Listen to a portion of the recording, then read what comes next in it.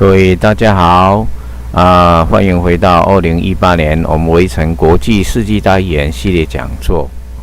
我们在前面已经跟各位报告第一讲圣人出世的典故中的拈花微笑，还有这个刘伯温这个预言的专题报告。那今天还要跟各位特别介绍，也就是我们一般在修炼人佛家修炼居士呢，法师居士呢一样都非常注意到的一个我们常常讲到的一个修炼的一个重要的名词哈。那这个就是所谓的明心见性明心见性的这样的一个主题哈。那这个明心见性呢还有佛性呢，还有自信呢还有很多的这种不一样的名词充斥在我们整个在修炼界里面。那佛教界呢，我们主要呢比较重视这个理论系统是在法理上的理论系统。那实际在道家的理论系统里面它呢是比较重视所谓的实际的这种修持的真相，都是在身体呢做另外空间的变化这方面的实际上呢比较多一点那在佛家的话就比较少会谈到这个数列的变化、身体的变化这部分那所以我们今天在谈这个所谓的明心见性这件事情的时候，其实我们在现在的这个时空里面以一个大法的传承者这个宇宙根本大法的传承者、佛尘大法的传承者来讲是足以来点破这个天机的。那今天就试着跟大家来分析一下这个我们历史这样一路过来所谈到的这个所谓的佛性明心见性这一方面的所谓的真实的那个内涵在过去呢，修罗汉修菩萨小乘大乘以至于这个最后释迦牟尼佛在《妙法莲华经》讲到的唯一佛乘。也就是说，其实释迦牟尼最后的期望是期望大家能见证到弥勒下世所传的佛乘大法。那佛乘大法这指人心的大法，所以它直接能破所有的宗派宗教，包含西方的宗教的所有的迷这是我接触到了这个佛乘大法这个所移出根本大法的一个个人的一个体悟那这次呢，我们试着呢，在这一次我们这个世纪大预言系列讲座里面呢主要也是要跟大家讲这个所谓的圣人出世的事。但我们这里就是用这些专题不一样的角度、不一样的专题来让大家能够理解到说，在佛乘大法所解开的这个所谓的修炼界的谜也好，我们世人常人间的这个谜就是现在我们这个空间的所有这些变化人世间的所有一些变化，不管政治方面经济啦或是在宗教理论、哲学还有星际间太空间太阳系的外星人这一方面的类似的主题呢，都可以迎刃而破解。可能大家不大相信怎么会有这么大的能耐？通常我们如果看到佛家呢佛教界呢过去在释迦牟尼以后呢现在目前的佛教世俗化然后看到了道家呢，包含我们看到很多寺院寺庙佛道两家这个也有融合在一起的现象，都觉得很奇怪当然大家去拜拜啦，跟着大人去拜拜啦干嘛，这个就已经很习惯了。只是当你深入去探究这个其中的背景的时候，你会发现到这个历史背景到这时候为什么这些宗教都有一点融合在一起。其实到末法末节的时候，其实这个传承都断灭的时候，大概只会看到这表象。那在最浅的表象的里面呢，大家比较容易融合。也必须融合，或者互相冲突的情形会非常的严重，会让人无法适应。那在末法末节的这个乱世中呢，其实来谈这个明心见性这是非常重要的。我相信大家都看到非常多的这些高僧大德啦，这些居士们呢，非常有研究的这些佛学专家呢在谈这些的事情。那我们现在来提这件事情，其实是完全不一样的背景时空。这个背景时空就是圣人已经下世传法。那我们虽然从预言中呢，已经打开这个创世法王这个所谓的创世主这个目前能够普度众生的这样一个节制已经下世所以在贤劫前，我以弥勒的尊称呢，在人间呢传法普度众生那这个事情，各位后面慢慢来，逐渐会真的打开到这个真相。那这些事实已经都完全公布在很多的地方了，很多网络上各位也可以找到一些的民间的书店看到一些社会的活动里面，你可以看到这个迹象。但是还差一点，就是画龙点睛最后的这个起悟其实现在圣人出世的事情已经普及开来了，可是这个人可能还不知道这个圣人是谁那在释迦牟尼，我们前面讲到释迦牟尼佛这个所谓的弥勒成佛经里面，他出生在赤头木城。刘伯温的预言十碑中，百年预言的十碑中，他出生在金鸡木，这讲同一件事。那在莲花微笑的这个天机里面，以幽檀婆罗花金色婆罗花，幽檀婆罗花普遍出世在这个人世间的时候开花了开遍了整个全世界很多的地方都看得到幽檀婆罗花，这表示弥勒已经下世那这个佛成大法随着弥勒下世普传于世间那目前我们现在跟各位介绍的就是以这个佛成大法的传承者来点开这个大家可能在宗教界呢，各宗教界呢，人世间呢，在修炼也好，在生活中有很不可思议的这个迷惑的锁点在我们把它破解这个疑惑啦，对所有的人都是一个很重要的一个谜题就对了。那在这时候呢，能完全解开这个谜，是因为这个佛成大法来自于创世主这个创世主的根本，宇宙的根本大法。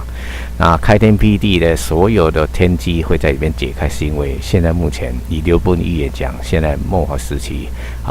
未来佛下至传法，是因为千佛灵还万主下界。那因为这么多的千佛灵还万主下界的劫者下来，所以才造了三界，是吧？才命神呢，以他的形象造人皮，这在东西方都是一样的事情连黑人的神下来，也不是只有一个黑人的神头发卷卷的都不一样黑人神下来造他的人的皮，以他形象造人皮的时候，也创造了黑人的天堂跟地狱。但是这些记录未来大家应该可以慢慢的去看到黑人神一样用泥土用泥土跟水来造这个人那这些历史的天机也会在我们这个围城的这个系列讲座里面会把它打开。那我们今天回到这个主题，明心见性这件事情这当然比较偏重于佛教的这个观点。可是我们以佛成大法的传承者来讲，我们为各位打开这个真相的时候，可能会牵扯到道家跟一般的科学理论那这个明心见性呢，还有一句话呢，这个可能大家会听到的，那就是不明自性修法无益，何为自性唯一佛性那不明自性修法无益，我想这个是大家最常听到的话。那为什么不明自性你修法就没有一些益处呢？就像你拿个沙去煮饭一样拿沙煮饭，在一般来讲叫做不可思议你怎么可能煮成饭？可是当然了，在另外一个不同的境界层次的神通变化里面，它有可能只是说我们今天还是直接讲了如用沙子来煮饭一样哈，你该怎么煮，它就是沙子这样。那就说你用人的想法用这么低层次的东西你如果还不明白你自己的一些由来你的这个自信那你修什么都干嘛其实都蛮空幻的就是摸不着根的就说你今天呢都不相信你自己是神你跟神的这个领域有关系那你在修什么其实都有一点怪怪的那刚才前面讲说为什么是神的东西呢？那我想大家在道家来讲最常听到的就是元神元神不死那元神这个东西到底是怎么回事？那佛家在讲佛性这怎么回事？其实这两个目前我想这个逐渐跟大家点破。当然这个层次还是有一定的层次就在一定的层次的水平上来谈这个。其实佛家讲的佛性呢自性呢其实是同一件事情那这个呢也可以讲说道家的元神元神不死的同一件事情。这时候回过头来看呢，我们举例了几个这件事情那在《大梵天王问佛决议经》里面，其实他讲佛性讲得很特别，其实主要是讲到他用的名词叫心性心性。当然一个人心性好坏，这个我们在谈一个人的这个生活的品质他这个生命的品质心性好坏。但在这个问佛决议经里面，这里讲的心性是只要是提到的是佛性，同样的是一件特别讲到生命的根本就对了。那在金刚经呢，大般若波罗蜜多经里面其实这个经的本意也是在真正的意思在提到的是佛性就是所谓的你金刚不坏之体到底是什么那我们会再提到的第三个项的话，就是无染觉性直观自性解脱之道。光这个名词，这是属于这个莲花生大师密宗的莲花生大师所提到的这个概念那为什么会提到这几个很特别的这样的这个不同的这样的所谓的圣人他提出来的曾经讲过的这些经典呢？因为他会给大家参考啦，就用简单的几个项次给大家参考到说这些学者所讲的是同一件东西同一件东西。那一个人如果不明白自己的生命的本源那你在修什么其实毫无益处所有禅宗也好剑顿之分都在谈一件事情，就是这个佛性，就是你生命的本源。那你早点悟道跟晚点悟道，顿悟跟见悟其实同样一件事。可是这个佛性呢，从这个末法时期你要谈到这个佛性光在理上讲的话，你可以讲到一大堆道理可是问题没人弄清楚那到底是什么东西那我活着好好的我能够想，能够吃，能够干嘛？那佛家在讲修持的时候的根源眼耳鼻舌身意它的根在哪里那提到这样的一个概念那破解的方法也很多可是呢，它绕了一个这个理呢，你摸不到碰不到我是觉得怪怪的。那所以其实在我们现代人在学习这些各宗派的这种理论的时候，其实要寻找一个，就像找到一个回家的路，找到一个钥匙，这个 key 能够解开所有生命的谜那所以如果光只是看到道家的我不知道佛家的那也不行，知道佛家不知道道家不行。当然现在的话，包含西方宗教各个领域的宗教体系呢包含你可能非洲土著那边流传的一些信息你都可以稍微参考一下那这个参考这样的一个广文博学其实对我们现代人在进入一个很重要领域非常有帮助。那就是说能够得到佛存大法则，未来呢真正的要打开人类的真正天机，就是创世主下来传法传出开天辟地，给众神佛在得法修回去，宇宙不再沉住坏灭，宇宙不再沉住坏灭，所因此一个因缘呢，众神众佛随着创祖下世，层层下走。这就是我们这个所谓的后启示时代万王之王这本书的重要的重点，在启示大家让大家知道从东西方预言中能看到这个天机。那这个天机有什么好处呢？其实看这个书，你能看到的话，你其实能悟得懂的话，其实你追根究底，你可以找到这个创世主到底是谁。你真的可以在这一代的时候，现在呢找到他，得到他的法。这个就是刘本讲的金线之路贤劫千佛贤劫千佛，其实在第五个佛下来的时候，曾经就有一个很大的信息打开。贤劫的995个佛，随着弥勒下世的时候，全部一起下来。很奇怪为什么一起下来？然后他的名字全部被称为弥勒诸佛。也就是说，这贤劫千佛里面的995个跟着弥勒一起下来的时候，既然全部都叫做弥勒，被尊称为弥勒，是因为他们其实最后得法的时候，弘传这个弥勒的大法，成为弥勒分身这个天机在这个得法的这些法子里面，你就可以得到这样的印证。可是目前的天机呢，末法乱世中，其实正法传万魔难，很多事情都被挡在那边。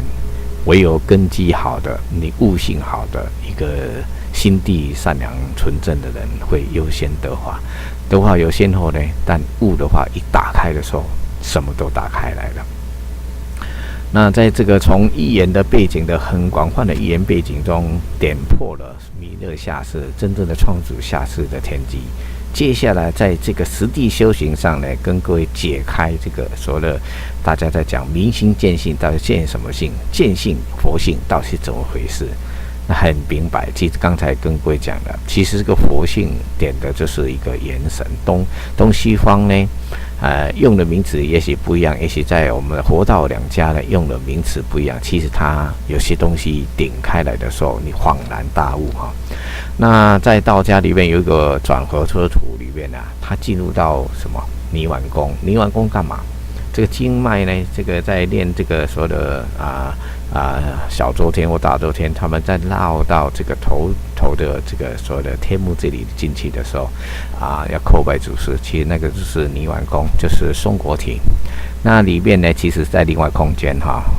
所以这个空间你看松果体，刀子切下去你看不到东西，因为它处在另外空间。人体的奥秘是不可思议，是因为它层层空间。神造人体的时候，以他的形象之外，把神的结构，在创造三界的结构全部纳在这个人体里面。然后这个泥丸宫呢，严耿至非常高的层次，来自各位的本源这是各位的来历，就是元神。这个元神不死，在《金刚经》里面讲，就是金刚不坏之体。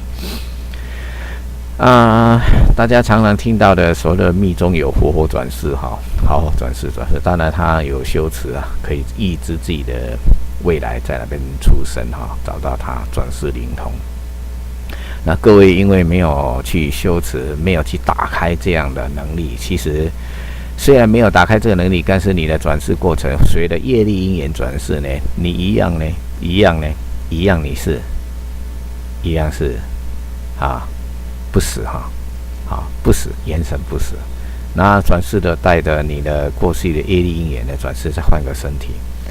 再换个身体。这个身体是什么？神造的皮众神下世呢，其实就穿了这个皮。那神造以他形象造人呢，依的东西方呢这个白种人红种人、黄种人呢，黑人呢这些随着这几个不同的人种的神下来，那个是有意安排的当然，各位在修持佛法的时候，会觉得说哇，有一个很高的境界层次啦不管它是叫做什么名词啦这个是很高的境界。其实离开人，在破解人的着相的这个过程里面啊，都会用这个空啊，用这个真空啊，用这个很奥妙的名词来解释这个这个另外空间就对了。那对一般人来讲，这个就是引导人破了表象的执着破相来进入什么？进入比较高层次的这个系统去思维，这个当然是好事破那个执着嘛。可是在这个活成大法里面呢，这里面呢，除了点破这些执着面以外呢，其实把宇宙的结构、宇宙的真相给层层打开的时候，那就这样。其实就像那个莲花真大师的讲的说，无染觉性，直观自性解脱这个你的生命不死的这个元神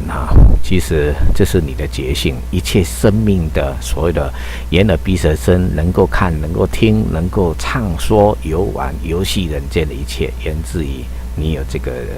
佛性，有那个觉性，就是你的自信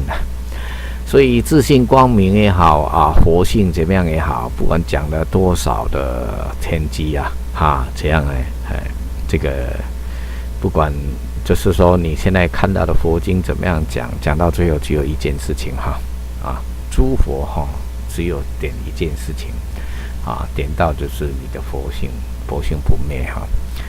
你的佛性不灭但在这一次的整个成住坏灭的宇宙空间呢，最大的天机、最大的劫难呢，就是成住坏灭的事情到达灭劫了。末法末劫其实是灭劫的末法末劫已经到最后了。所以宇宙天体间发生了很大变化，科学家可以看到宇宙大爆炸的事情。这宇宙大爆炸的事情，所以急速膨胀中毁掉了非常多的，它整个爆炸了很多的星系。那很多的星系毁掉的时候，很多的高层的一些外星系统看到整个奇怪银河系里面的太阳系没有事，所以引击太阳系，他们最后剩余的生命都来到太阳系了。那神让他们进来，也让他们来见证一下宇宙最大的事情在人类这个空间要打开所以在我们这个所谓的2017、2018年的这个时代，其实我们现在你我都能够在这里有个人生你还能够听到我们这次跟大家介绍这个佛乘大法在人间打开，这个所谓的宇宙根本大法在人间打开这个天机，你是不得了的你是不得了的。随着大家的这种接触呢，其实有顺序的是有顺序的。那先得到的人是有责任的，先得到这个天机的人是有责任，必须向其他人打开责任这个就是当你知道这天机的时候，佛性其实随着这个因缘整个打开来了我们讲佛性一动震动十方佛性一动震动十方世界大家可能不太明白是什么样的十方世界，当然前后左右四面八方加上下这是一个演绎的比喻而已。那佛性这个东西呢，一震动的时候，其实震动了什么？不是别人其实你的身体非常庞大我们因为人体在这个人皮里面这个元神在人皮里面，其实它也是处在另外空间那这个身体在所有其他空间、层空间都有这个一个身体。那这个以后各位会知道为什么会有这个身体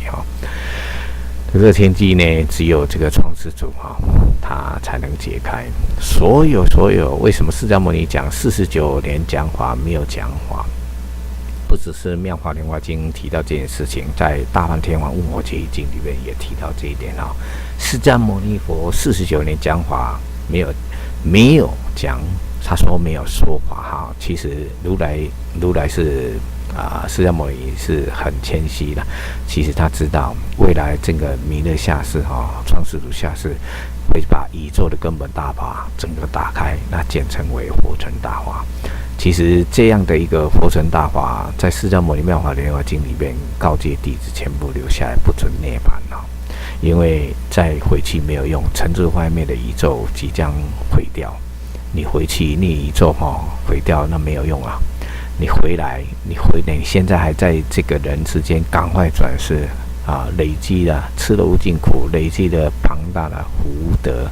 准备去转化，准备得法，得到宇宙根本大法，你才能回去因为宇宙更新乾坤再造，宇宙更新，你才能回去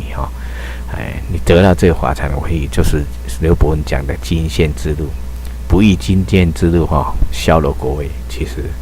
谁不管你千火灵皇万族下界来历多高，你今天没有遇到这个佛尘大法，这个宇宙根本大法创世主传的这部法的话，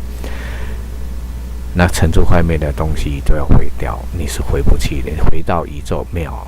那个是没有那个位置的，因为宇宙不再尘出坏灭，这个宇宙的特性即将最后被处理了。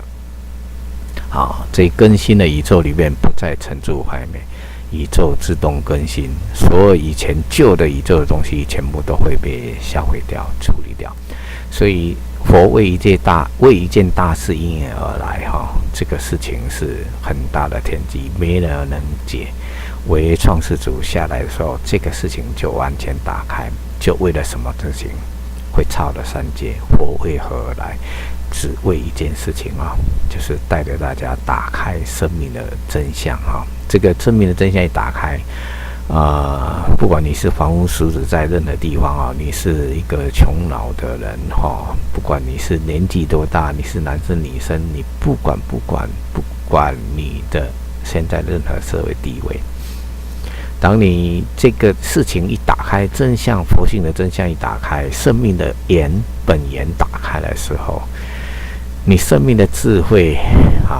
几乎是瞬间的整个打开来了。要让你再退转回去不可能你永远会记得，你那个打开就打开了，就像一个所谓的那个像接着讲的那个电插头你东西还没有插上电，一插上电也通了一通就百通回头再看所有佛教经典，东西方的经典，你一目了然，你什么都知道了。这个时候你可以讲说顿悟你可以一路这样过来顿悟见悟也好，但是那个过去是一个理那在你打开了以后，你最后找到这个法，你会找到这个法创世带来的开天辟地的法。然后找到这个法的时候，这个大法的时候，你其实就进入修行状态、修炼状态。其实在这个过程，其实你一样的生活，你所有周边的生活没有变7-20年，你的工作什么都不用变，所以你是不用出家你也不用出家你不用到深山去深山没有意义过去因为这个要修行，大家都跑到深山老林去了到寺院里面修行。但是这一次的刘伯温的预言中也讲到，这个所谓的未来佛、弥勒佛下世传法，其实他不在皇宫也不在寺院里面也不是达官显贵都不是他是平民布衣。所以推背图在马习会他秀出来，马习会的时候2015年秀出来的时候，推出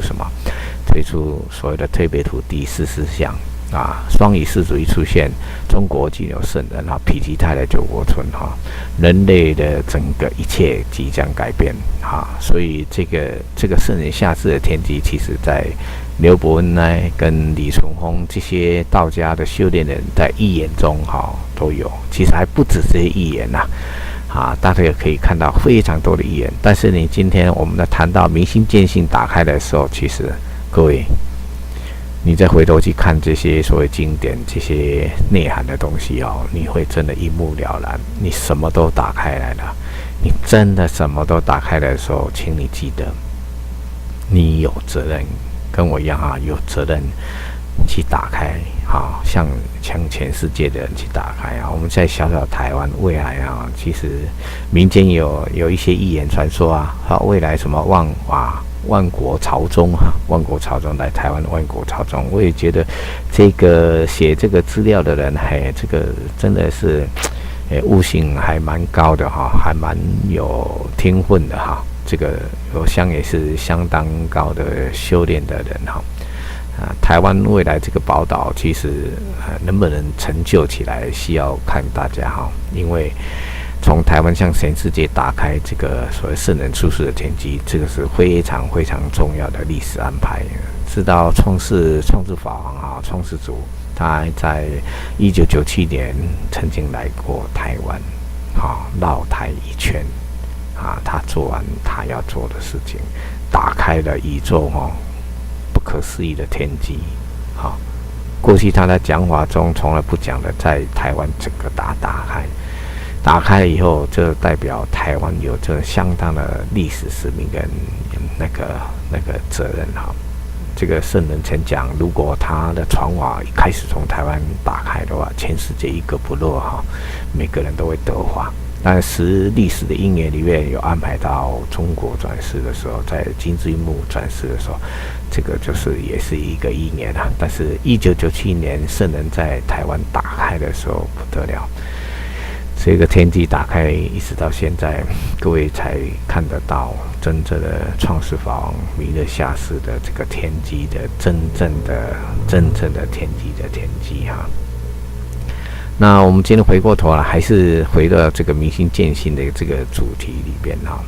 那因为过去我也是我们都一样都是在宗教界里面走荡的过程，都会对佛性这明心见性，那见什么性呢？那什么是自性呢？自性也蛮好，所以你看到很多经典圆觉经金刚经或六祖坛经为什么菩提本无树明镜亦非台，本来无一何处惹尘。来讲的就是这个眼神，这个眼神不在这人的这空间是在微观的空间。那多微观呢？你来的多远？你来的多高层次，那多微观。比原子还更微观，比夸克更微观。那你说人的分子这一层能够渗透得了吗？不会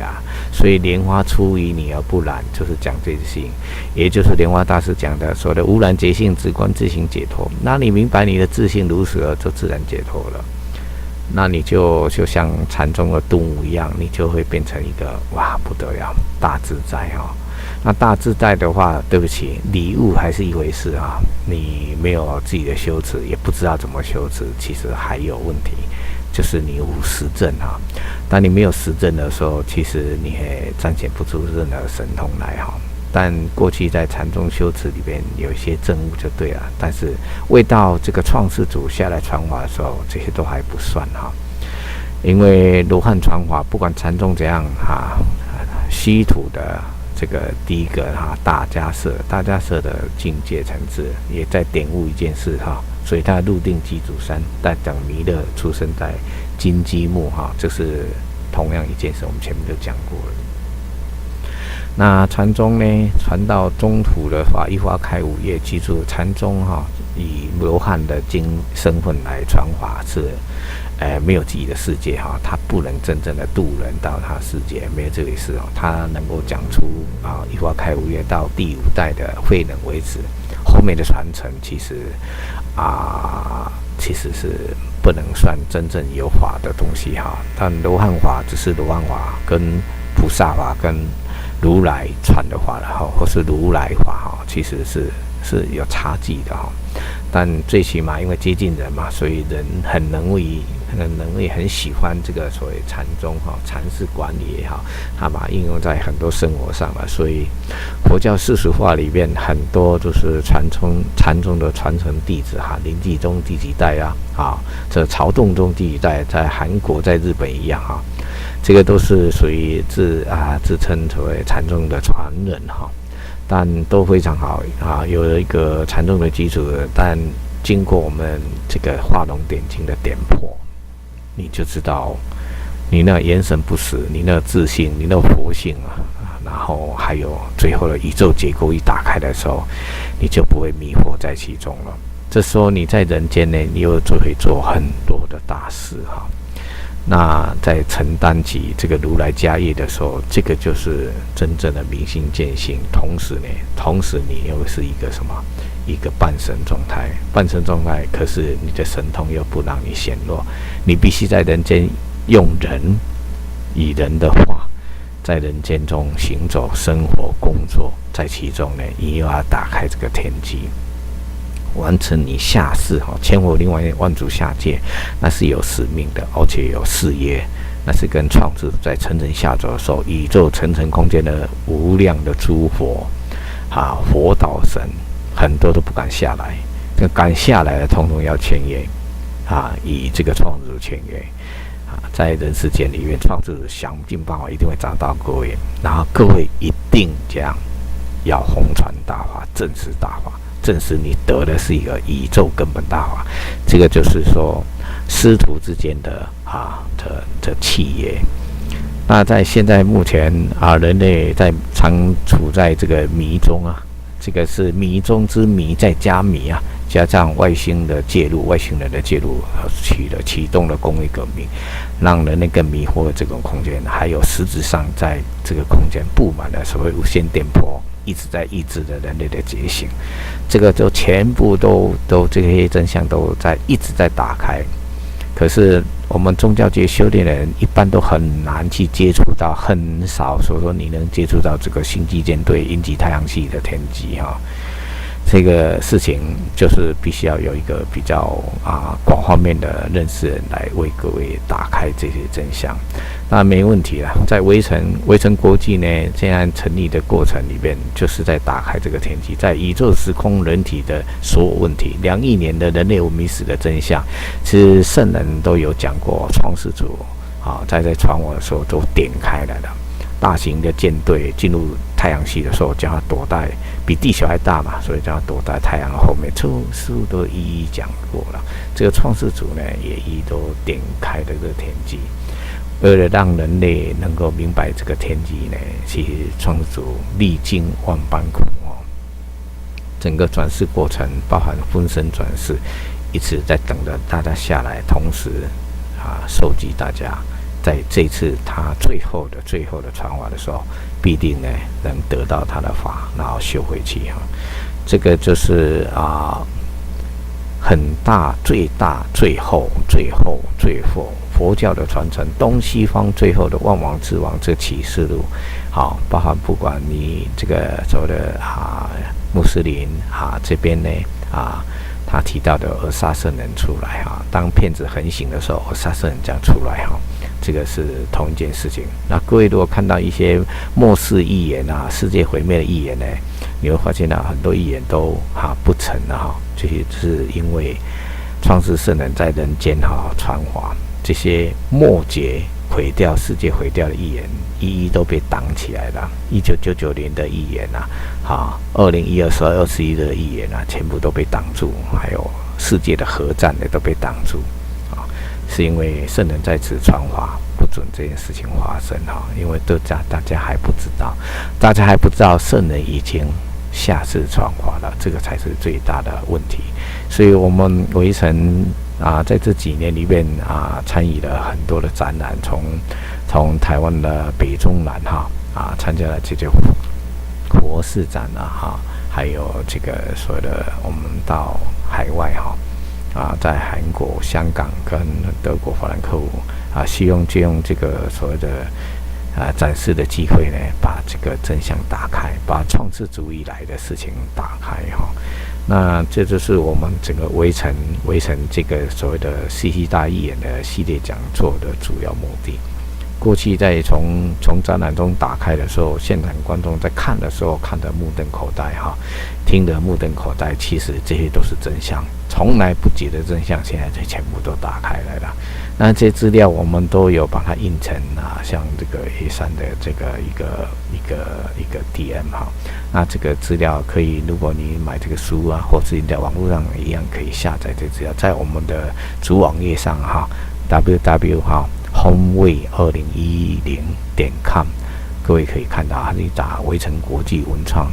微尘国际文创一样可以找到这些资料。那一样可以下载这些所有你看到的预言的图片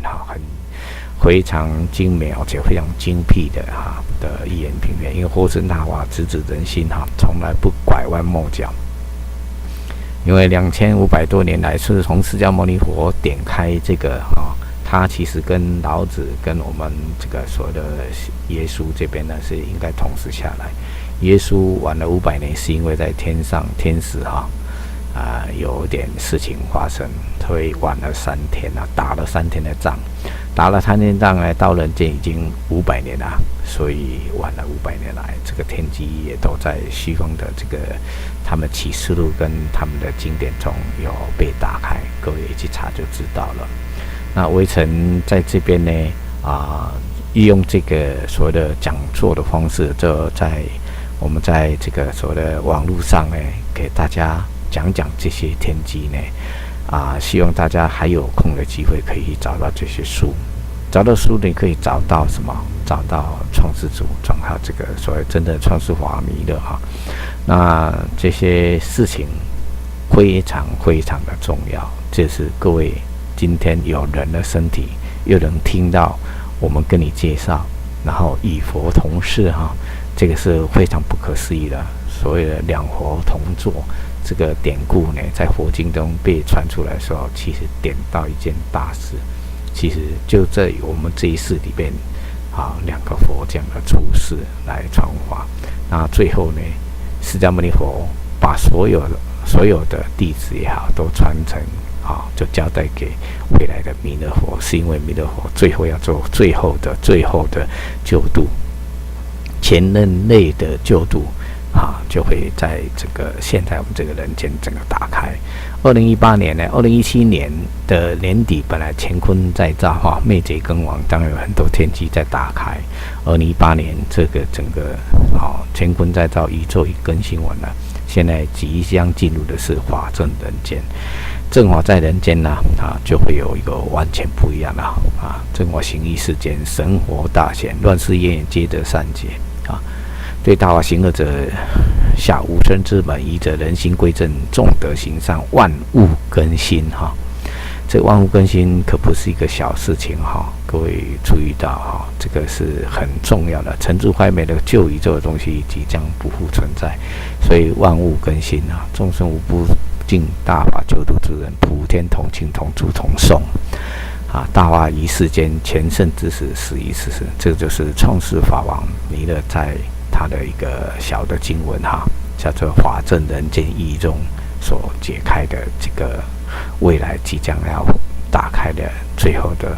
正法的事情，在人间整个打开那我们今天呢，跟各位介绍这个明心见性，见什么性？佛性是什么？自性是什么？元神是什么？其实就是你的本体你的真实的本体。但是你的本体来历呢非常高千佛灵王万主下界等讲的这是各位不要怀疑讲的是各位，哪怕你现在是一个流浪汉，是一个乞丐，那元神不死的事情是这样的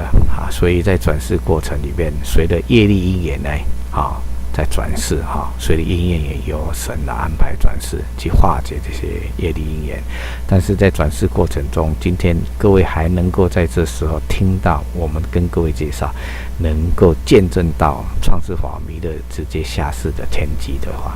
那个因缘更是殊胜到不可思议。所以我们在得到这个法要这个内涵的天机的人，大家责任更重了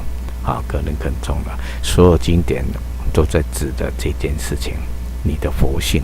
你的自性，你的元神不死，这就是金刚不坏之体这个金刚不坏之体。那另外再修出你的佛体也好你的道家的真身，那是另外一回事了但是这个天机，法理的天机，实质上的天机，今天我们把它点破你的明心见性，就见证到自己真实不死的真实不死的金刚不坏之体就是你的元神，它来自另外空间。你的肉松果体里面，其实这个泥丸宫里面是有的你的元神，主要元神是在这里边，但是它是非常非常微观的，非常微观，不是一般人能想象得到的所以要修炼呢一个人要觉醒的过程，其实就是经过这些因缘的典籍打开前面的这个面目。那我们在很多电影里面，其实说现在目前不管在动画、在电影里面很多的事情上，几乎都在提醒大家觉醒这两个字所以严厉觉醒严厉觉醒生命最后的觉醒最后的觉醒，最后一战或魔界三部曲全部在谈的这个空间，这个空间三界的空间与法界颠倒，所以无量众生来到这里穿着人皮其实披的什么？披的类似三界的皮这三界也可以讲是一个怎么讲？不好意思讲是魔界但是怎么讲？分子组成的这个层层空间这是一个有情。有这个也是一个神嘛，但是这个创世讲情呢就是情魔，这情魔是被安排来干嘛？来让各位呢沉迷这个空间但沉迷这个空间里面能够突破的人，这个就是非常大的英雄了。这个就是我们讲的这个。你算一个觉悟的人，可是要觉悟的人历经了千辛万苦能打破这个所有整个空间的迷障。这个迷惑其实是你现在看到的山河大地你这个除了人这么多的人情，这个妻儿子女，这一切的安排，其实就是为了你的修炼整个三界也好，到人间这里，全部都是你修炼的道场。只是你无法理解，无量的众神这样下来的时候，全部披着人皮，混在人中，已经混了千万年、亿万年了。只是到这时候，所有人类都必当觉醒，因为创世主已经传话了，而且他传话已经20几年了。这个天机到现在才打开那也很抱歉我们就是这么晚才把这信息丢在网络上来跟大家讲，是因为救了宇宙的神并不希望大家那么容易就看到这些东西，所以利用了很多的干扰跟障碍去这样考验大家那现在在末法的末法创世主已经在宇宙间完成了乾坤再造接下来要准备在人间正法，所以我们呢也在这时候整个希望用我们大家呢比较能听得懂的方式来跟各位大家介绍。放心创世主整个在这时候传法用的是白话文，可是白话文中呢，在文字里面呢有层层的内涵在里面这个是觉者传法的天机觉法传者的天机，但是你我都能很轻易就能看得懂、听得懂。那我身为这个创世主的所有的传法弟子也是一样，我们在这里用最简单的方式告诉大家，各位所学的都是非常好接下来就是在你们所学的基础里面去打开那个佛性。一打开震动死亡世界你一见证到说，原来诸佛所讲的就是你的自信，讲的是你的元神不死这时候你看了所有的禅宗公案也好，回过头来看所有禅宗公案看过经典佛道良家的经典，最后你会非常明白这个元神不死它本身是不可思议你只是很多神通都被锁起来而已全部不打开。那如果各位要参考的话，人生的6大神通，其实在那个美国魔术师大夜魔术他的表演里面告诉大家人的身体就有6大神通，其实他是有神通当然可能是他输给他的，但是他不能告诉人家他是有神通，他只能讲他是一个魔术。所以在我们这个环境里面，其实好多的典故在提醒我们、点醒我们，前世今生也在告诉你生命的不死但是不是只是烧香拜拜的庙里面所谓的轮回转世这个古老的传说，再用比较科学的现代的智慧来讲，告诉大家你个人更能够接受那现在其实我们不不要去季节去看一些说我们这古老的传说这里面很多的天机，包含羿射九日这个嫦娥跟后羿射日这个也不是传说，它是真实发生的，是那是一个星际大战那围城的系列揭开封尘系列里面就有一本叫羿射九日人类的2亿年文明史完全打开，你会知道神下来以他形象造人人皮的过程，包含1亿多年前创始带着人类建造月球，挽救了非常多的生命，地球上的生命月球离开太阳系又回来第2颗地球又被造的时候又回来，这个整个天机就打开，一直到我们这一颗地球，人类2亿年的最后创造真正的传法大家的历练已经够了每5000年毁掉一次的文明，在这次也整个真相都大显了，所以人类的历史很多被掩盖了，变成传说了，神话，这次也完全都打开来了。这就是我们这一次呢，在世纪大预言的系列讲座里面要跟大家点醒的。那这一次呢，就是明心见性的专题报告，我们用比较广泛的角度来谈。那其实要谈细一点的，在佛教的各种经典理论里面，这个一讲出来，可能就会卡在其中冥想的问题会卡得很严重。其实所有冥想，所有一些全部会只能指导回到你的佛性上，活到你的元神这个不死的这个角度上不管是这个所谓的这个金刚经也好，大梵天王问我这一经也好，或是这个莲花大师密宗也好，禅宗也好，谈到这个你的自性觉性全部都是讲到这里。那般若波罗蜜多其实就是一个智慧，智慧跟这些觉性有什么关系？你的元神，你的智慧，只要不被肉体封闭，不要被这个大脑锁住的时候，其实它是开智的，开智什么都知道了正偏知佛的觉性偏知这个是不可思议的。在那个多高层次的宇宙往下，一切生命的一切众生寥寥如掌如掌指非常清楚的，那个是智慧，就是般若波罗蜜。其实般若波罗蜜、般若心经、般若波罗蜜讲的智慧，讲的金刚不坏之体，同是一件事，同一件事，你的自性本来如此。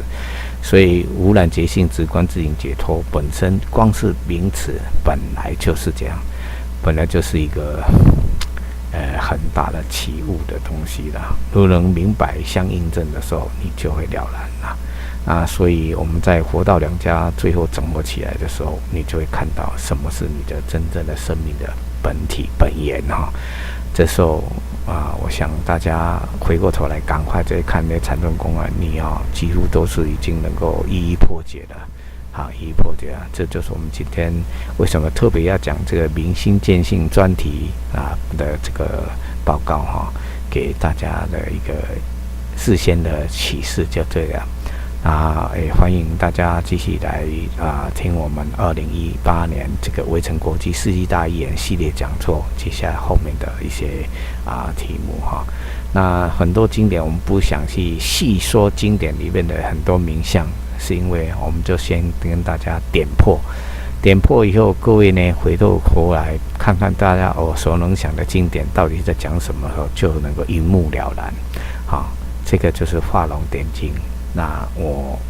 身为创世主、创世法王弥勒的传承弟子之一，我们愿意这样跟大家分享希望未来的所有的人类都能够无私的分享。宇宙成就方面败在一个私所以我们希望大家慢慢的认识到说无私的重要能明白整个宇宙很多的天机，很多要我们去实现的就是我们在人间为什么要在人间下世到人间，在三界里面整个成人下走最后的目的得法修回去，同时在其中我们还佛的时间正是大法，弘传大法，普度众生助施正法，帮助创世主统传这个宇宙的天机。今天我们讲的报告明心见系列专题报告到此为止，谢谢各位，谢谢。